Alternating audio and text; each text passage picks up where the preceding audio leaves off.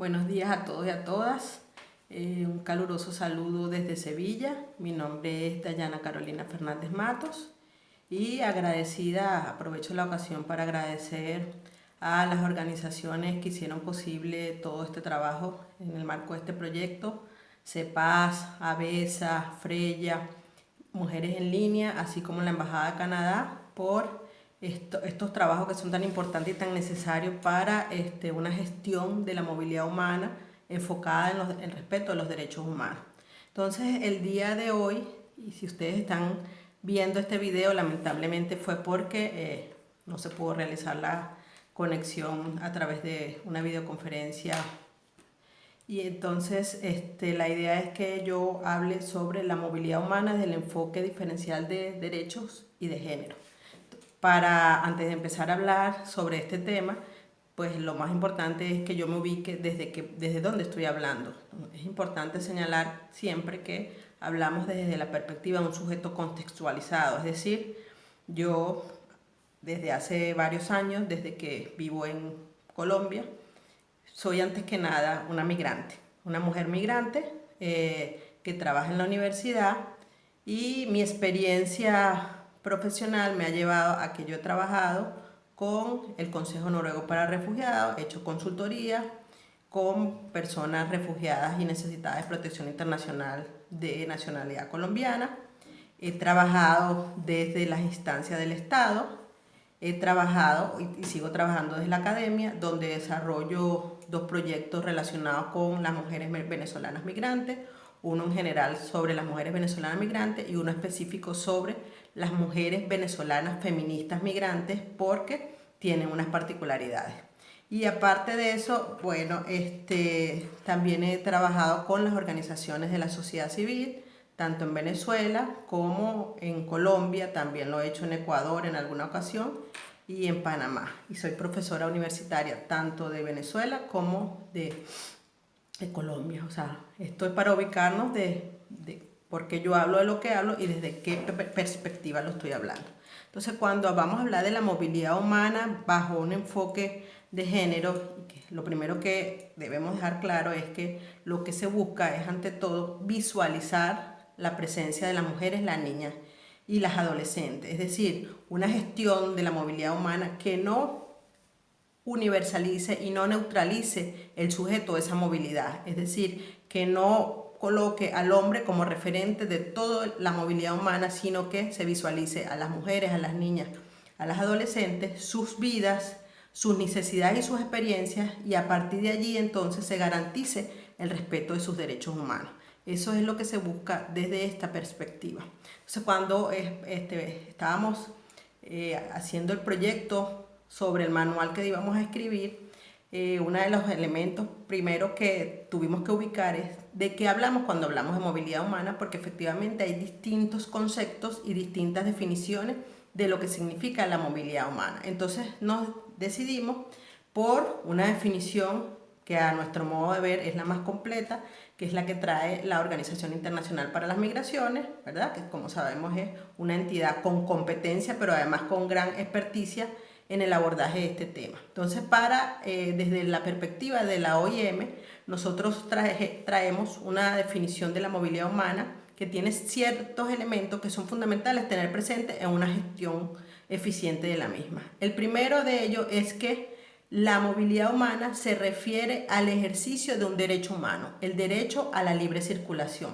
Y esto es fundamental reiterarlo, porque el derecho a la libre circulación está reconocido en los dos instrumentos internacionales más importantes en materia de derechos humanos, que son en el caso del derecho a la libre circulación, en el caso del sistema universal que opera en el marco de las Naciones Unidas, está reconocido en el Pacto Internacional de Derechos Civiles y Políticos, y en el caso del sistema interamericano está reconocido en la Convención Americana de Derechos Humanos. Entonces, este derecho a la libre circulación, desde la perspectiva doctrinaria, ha tenido muchas polémicas, porque señalan los textos que es el derecho a salir de un país, pero no deja claro que efectivamente también se trata del derecho a entrar a otro país. Entonces es fundamental reiterar que la libre circulación se trata de un derecho que tiene doble vía, y esto ha sido además señalado en distintos instrumentos internacionales, pactos, declaraciones realizados tanto en el contexto universal como en el contexto del sistema interamericano. Entonces, lo primero es señalar que se trata del ejercicio del derecho humano a la libre circulación. El otro elemento fundamental de resaltar es que se trata de un proceso complejo, y eso es fundamental señalarlo porque al ser un proceso no podemos darlo por hecho acabado, sino que se trata de un proceso, valga la redundancia, que está compuesto de varias fases o etapas, y que la complejidad está dada además porque hay múltiples factores presentes en el tema de la movilidad humana, tanto de tipo político, social y económico, dentro de todo este proceso, y además por las causas de esa movilidad que puede estar orientado tanto por razones de tipo voluntarias como por razones de tipo forzosa. Y entonces eso es también fundamental tener presente porque estamos hablando en general por ahora de la movilidad humana. Por último, otra de las características es que la intención de ese desplazamiento puede ser, ¿verdad?, por periodos largos o por periodos cortos. También puede ser que se desarrolle una movilidad circular, esa que durante tanto tiempo y que es bastante común, por ejemplo, en zonas fronterizas, como la que se daba entre Venezuela y Colombia, Perú, Ecuador, Bolivia con Argentina, etcétera, etcétera. Ese tipo de movilidad circular o pendular. También hay otro tipo de movilidad circular, por supuesto. Y para hablar de movilidad humana siempre estamos hablando, ¿verdad?, del cruce de unos límites geográficos o políticos. Estos límites pueden ser dentro de un mismo país o pueden ser fuera del país como tal. Entonces, esos son los elementos que están presentes cuando hablamos de la movilidad humana.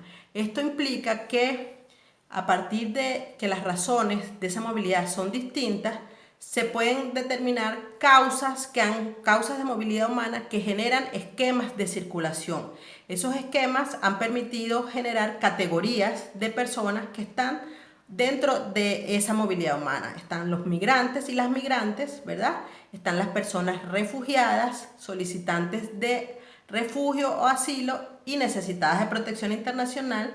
Están las personas desplazadas forzadamente, las personas víctimas de trata, la movilidad que se da por causas ambientales, entre otras razones, porque a medida que las etapas históricas van marcando, ¿verdad?, nuevas categorías de desplazamientos humanos que van surgiendo y que se pueden incorporar en este tema.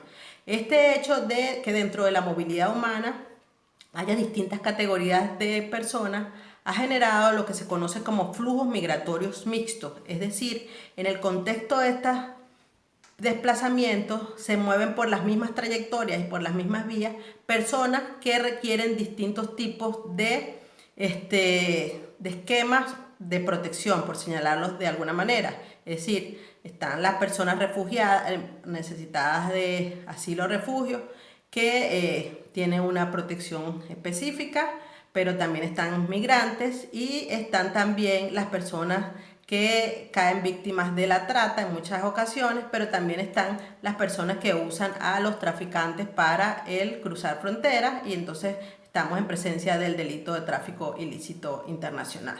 Entonces es importante tener en cuenta que estos flujos migratorios mixtos, independientemente de la categoría en la cual se incluya a una persona en virtud de sus razones de movilidad, estamos hablando de seres humanos, hombres, mujeres, niños y niñas, que requieren que el respeto, la garantía y protección de sus derechos humanos. Y es a partir de ese punto que entonces nosotros planteamos esta presentación y este manual como tal. Una forma de ir caracterizando esta movilidad humana implica señalar que está compuesta, al ser un proceso que tiene varias fases. Esas fases son importantes detectarlas y señalarlas. Estas fases hay que también dejar constancia que no son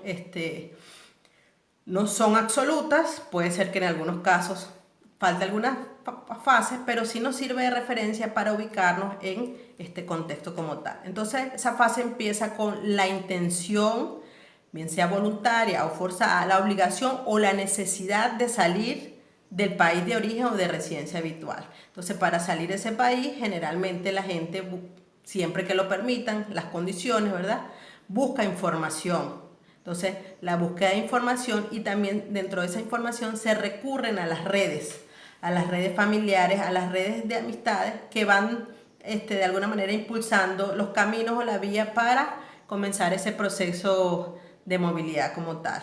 En ese sentido es importante señalar que en el caso de las mujeres, tanto de hombres como mujeres, el tema de las redes que se hacen al momento de decidir hacia dónde se va a dirigir una persona en un proceso, cuando comienza un proceso migratorio, en el caso de las mujeres, las redes tienen una influencia determinante en la decisión sobre el viaje como tal. Entonces yo creo que este es un tema importante y que no es totalmente visible, la necesidad de tomar en cuenta lo que implican las redes para la movilidad humana de las mujeres, niñas y adolescentes que migran en el contexto de la crisis humanitaria venezolana.